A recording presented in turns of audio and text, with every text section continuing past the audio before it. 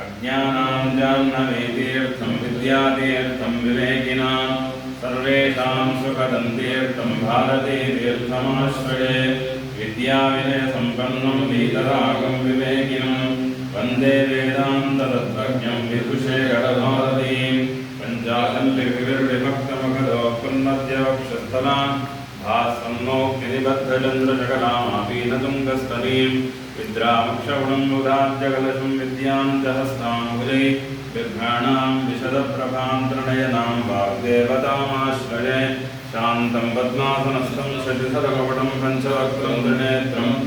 शूलं वज्रं च खड्गं परुषमभयदं दक्षभागे वहन्तं नागं पाशं च घण्टां प्रलयोदवहंसां कुशं वामभागे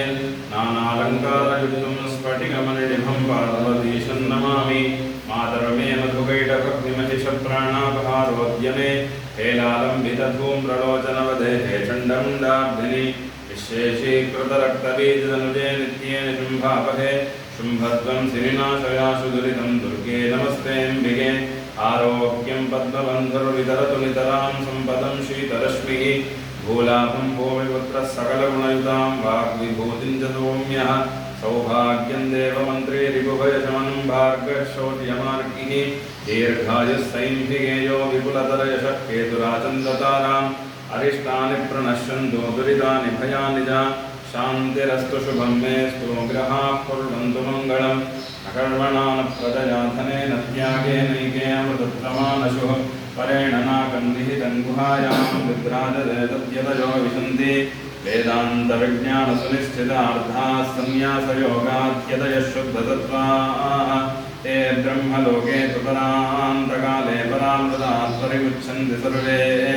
दहरं विपापं परमेष्मभूतं यत्पुण्डरीकं पुरमद्यसकृस्तं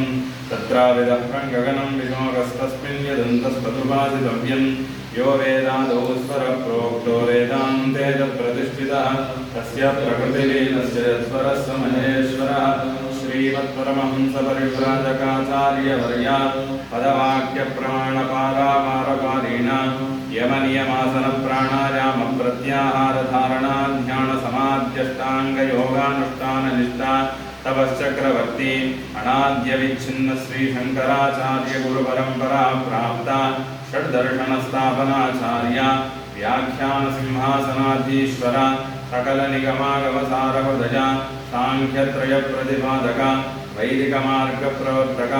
सर्वतन्त्रस्वतन्त्र आदिराजधानी विद्यानगरमहाराजधानी कर्णाटकसिंहासनप्रतिष्ठापनाचार्य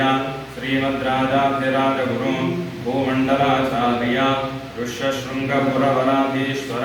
तुङ्गभद्रातीरवासी श्रीमद्विद्याशङ्करपादपद्माराधक